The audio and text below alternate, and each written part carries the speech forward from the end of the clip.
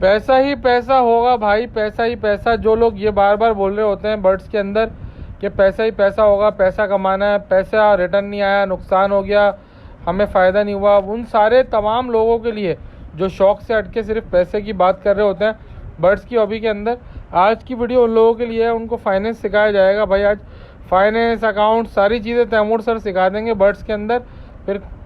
फिर ना कहना कि भाई बताया नहीं था। आज मैं आप लोगों को ब्रेक इवन पॉइंट के हवाले से समझाता हूँ। ब्रेक इवन पॉइंट क्या होता है? ब्रेक इवन पॉइंट फाइनेंस की टर्मिनोलॉजी है जिसको कहा यह जाता है कि भाई जैसे मिसाल के तौर पे मैंने 1 करोड़ रुपए की गाड़ी ली, ठीक है, और अब उस गाड़ी को मैंने लगा दिया रेंटा कार में, तो अब वो 1 करोड़ रुपए की गाड़ी 1 करोड़ रुपए कब तक कमा के देगी, वो कहलाता है ब्रेक इवन पॉइंट। जैसे मिसाल के तौर पे आज मैंने 1 करोड़ रुपए की गाड़ी ली और वो किसी रेंटा कार पे दे दिया। अब रेंटा कार वाला हर महीने उससे 2 लाख रुपए कमा रहा है। अब 2 लाख अगर हर महीने कमाएंगे तो साल के कितने हो गए भाई? 24 लाख रुपए, यानी समझो 25 लाख रुपए। तो 1 साल के अगर 25 लाख हो गए तो 2 साल के हो गए 50, 3 साल के हो गए 75 और 4 साल के हो गए 1 करोड़ रुपए। यानी 4 साल के बाद वो 1 करोड़ रुपए की गाड़ी अपना ब्रेक इवन पॉइंट अचीव करेगी। यानी कि अगर किसी ने 1 करोड़ रुपए की गाड़ी ली है और वो हर महीने 2 लाख रुपए कमा रही है तो वो 4 साल बाद अपना ब्रेक इवन पॉइंट अचीव करेगी। इसे कहते हैं ब्रेक इवन पॉइंट। यानी कि आज तक जो भी कमाया वो उतना ही था जितना इन्वेस्ट किया। अब 5वें साल में उसकी असल कमाई शुरू होगी, क्योंकि ये जो 1 करोड़ रुपए थे वो तो उसने 4 साल में कमाए उतने जितना उसने लगाए थे। अब उसके बाद होगा क्या कि 5वें साल के अंदर जो कमाई होगी ना, हर साल हर महीने 2 लाख रुपए, वो होगी असल अर्निंग। इसे कहते हैं break even point. Break even point जब इन्वेस्टर इन्वेस्ट करता है ना पैसा, तो वो ये देखता है कि मैं कितना कमाऊंगा, कितने अरसे बाद मेरा इन्वेस्टमेंट बाहर आ जाएगा और उसके बाद ऊपर की कमाई होगी। इसको कहते हैं ब्रेक इवन पॉइंट, ठीक है। अच्छा, होता ये है कि जो नॉर्मली बिजनेस एक्टिविटीज़ चल रही होती है ना, उनमें ब्रेक इवन पॉइंट अचीव जल्दी करना ये बड़ा मुश्किल काम होता है। जैसे मिसाल के तौर पे आपने 1 करोड़ रुपए लगाए, अभी मैंने एग्जांपल दी गाड़ी की, तो उसमें तो आपको 1 करोड़ रुपए 2 लाख के हिसाब से अगर आप कमाओ तो 4 से 5 साल लग रहे हैं आपको। लेकिन कुछ ऐसे बिजनेस या कुछ ऐसी चीज़ें होती हैं जिसमें आप 1 साल के अंदर ब्रेक इवन पॉइंट अचीव कर लेते हो, या कुछ ऐसे बिजनेस होते हैं जिनके अंदर और भी जल्दी कर लेते हो, ठीक है। लेकिन हर चीज़ की नौयत डिफरेंट होती है ना। अब जैसे सुबह देग जो है बिरयानी की, बिरयानी लगाने वाला सुबह देग लगाता है, उसमें वो उसने देग लगाई 15,000 की, ठीक है, सुबह लगाई, शाम में उसने 20,000 की बेच दी। तो अब इसका ब्रेक इवन पॉइंट तो आधे दिन में ही अचीव हो गया, 1 दिन में ही अचीव हो गया, है ना, और उसके ऊपर उसने कमा भी लिया। तो डिफरेंट टाइप की ब्रेक इवन पॉइंट्स हो सकते हैं। तो अब बर्ड्स की हॉबी के अंदर क्या होता है, जो लोग बोल रहे होते हैं ना कि यार हमें नुकसान हो गया या कुछ बोलते हैं फ़ायदा हो गया, तो मैं उनके लिए एक आसान कर देता हूँ कि भाई आपका ब्रेक इवन पॉइंट क्या होना चाहिए मेरे हिसाब से। अगर तो आपने सपोज़ करो कि 10,000 रुपये का एक पेयर लिया है और वो 3 दफ़ा बच्चे निकालता है, 4 4 4 4 यानी 12 हो गए।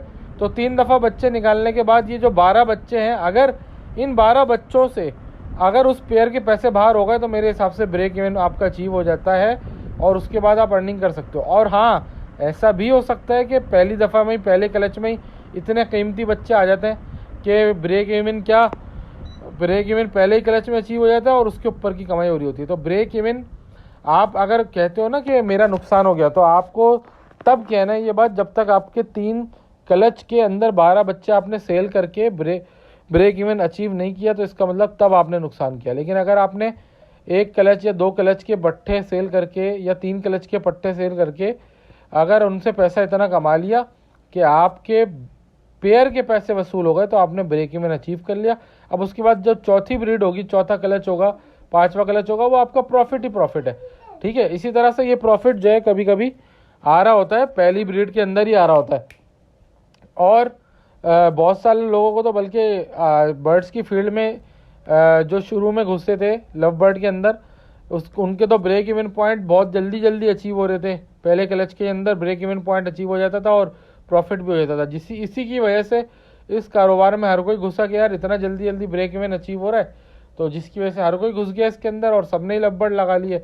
और सबने लगा लिए तो फिर रेट गिर गया मार्केट में, डिमांड कम हो गई, क्योंकि बायर कम हो गया, सेलर ज़्यादा हो गया। तो यही वजह थी कि जिसकी वजह से उसका ब्रेक इवन जल्दी अचीव हो रहा था। हर बंदा चाहता है कि मैं ऐसे फाइनेंस के कारोबार के अंदर घुसूँ जिसके अंदर ब्रेक इवन जल्दी अचीव हो, ताकि मेरी इन्वेस्टमेंट वैल्यू जल्दी बाहर आए और मैं जल्दी से जल्दी प्रॉफिट टेकिंग कर सकूं। तो प्रॉफिट टेकिंग करने के लिए जो ब्रेक इवन की कैलकुलेशन है वो बर्ड्स में बहुत जल्दी हो जाती है। इसी वजह से हर कोई इसमें हाथ डालता है और फिर उस बर्ड की वैल्यू कुछ अर्से बाद गिर जाती है। जैसे जावा में हुआ, जैसे लवबर्ड में हुआ, जैसे ब्लैक चिक वाइट चिक में शुरू में हुआ था। ठीक है, इसी तरह से होता यही है। तो अब मैं ये सारी बातें इसलिए कर रहा था कि आप लोगों को समझाने का मकसद ये है कि जो रेनबो की म्यूटेशन है उसके अंदर ब्रेक इवन अचीव होना थोड़ा सा मुश्किल काम होता है। ऐसा नहीं होता कि आपने रेनबो का पेयर लगाया तो सारे बच्चे जामनी रेनबो आ गए खिलते हुए। तो ऐसा हो भी जाता है, नसीब है आपका, आपकी किस्मत अगर अच्छी हो, मट्टी में हाथ डालो सोना हो जाए, और अगर सोने में हाथ डालो मट्टी हो जाए, वो तो आपका नसीब है। लेकिन कुछ लोग वर्किंग का पेड़ लगाते हैं और उसमें से सोना बच्चा निकल आता है, यानी 6,000 का पेड़ लगाया, बच्चा निकल आया 10,000 वाला, तो उनका तो ब्रेक इवन पहले क्लच में ही अचीव हो गया और उसके ऊपर उन्होंने प्रॉफिट टेकिंग भी कर ली। लेकिन कुछ लोगों के साथ रेनबो के अंदर प्रॉब्लम ये है कि रेनबो में ब्रेक इवन नहीं होता इतना जल्दी अचीव। कुछ लोग महंगा 20-20 हज़ार के पेयर भी लगाते हैं, मगर उनका 20,000 वाला बच्चा नहीं आ रहा होता, पहले दूसरे तीसरे क्लच में बड़ी मुश्किल से आ रहा होता है। ठीक है, उसके बाद उनका ब्रेक इवन अचीव हो रहा होता है। तो ये सारा सिनेरियो बताने का मकसद ये है कि आप नुकसान में कहीं नहीं हो। हर बिजनेस के अंदर ब्रेक इवन अचीव होने में टाइम लगता है। अगर आपके पास थोड़ा सा टाइम लग रहा है तो कोई बात नहीं, लेकिन आपका सबसे इम्पोर्टेंट जो पैरामीटर या फैक्टर होना चाहिए ना, वो ये होना चाहिए कि आपको ब्रीडिंग में ज़्यादा से ज़्यादा क्वांटिटी लेनी आनी चाहिए और ज़्यादा से ज़्यादा ब्रीडिंग कराना आना चाहिए। यानी कि एक सीज़न में आप कम से कम 4 क्लच 6 बच्चों के उतारो, ताकि आपका ब्रेक इवन पॉइंट अचीव हो सके, आपकी इन्वेस्टमेंट वैल्यू भी बाहर आ जाए और आपका शौक भी पूरा हो जाए और आप थोड़ा सा अर्निंग भी, प्रॉफिट टेकिंग भी कर सको। तो ये सारे कॉन्सेप्ट्स आपको देने का मकसद ये है कि यार अब जैसे जो बड़ा बिल्डर होता है, जो डेवलपमेंट करता है इनकी बिल्डिंग्स की, उनके ब्रेक इवन तो बहुत सालों में अचीव होते हैं। ठीक है ना, तो ऐसा नहीं है कि हर चीज़ के अंदर इन्वेस्ट करो तो फ़ौरन ही आ जाता है। तो हमारे बर्ड्स की फील्ड में फिर भी जल्दी अचीव हो रहा होता है। तो आप लोग इसमें थोड़ा सा सब्र और तहम्मुल रखा करें। इसके अंदर इसी तरह से होता है कि आपका नसीब चलता है और ब्रेक इवन अचीव होने में थोड़ा सा टाइम लगता है। तो 3 क्लच के बाद आप देखा करें कि मेरा बर्ड का पेयर मैंने अगर 10,000 का लिया था और 3 क्लच के बच्चे मैंने 10,000 से ऊपर के बेच दिए, इसका मतलब मेरा ब्रेक इवन आ गया और प्रॉफिट भी आ गया। अल्लाह अल्लाह खैर से अल्लाह। उसके बाद तो फिर चौथा, पाँचवा, छठा, सातवां, आठवां, नवां, 10वां क्लच प्रॉफिट ही प्रॉफिट होगा ना सिर्फ। फिर तो आपकी समझ लो जो एक्सपेंस आ रहा है वो कंगनी बाजरे का ही आ रहा है, बस वो इतना ज़्यादा होता भी नहीं है। चले, आज की वीडियो में हो सकता है आपको फाइनेंस की टर्मिनोलॉजीज़ को मैंने समझाया, कुछ समझ में आया होगा। अगर आप लोगों को वीडियो अच्छी लगी है तो चैनल को लाइक सब्सक्राइब कर दें, बेल आइकन को दबा दें। मिलते हैं अगली वीडियो में, तब तक के लिए गुड बाय, अल्लाह हाफिज़। नंबर मेरा है 03472433 231। जिनको रेनबो बर्ड्स चाहिए रब्ता कर लें मुझसे।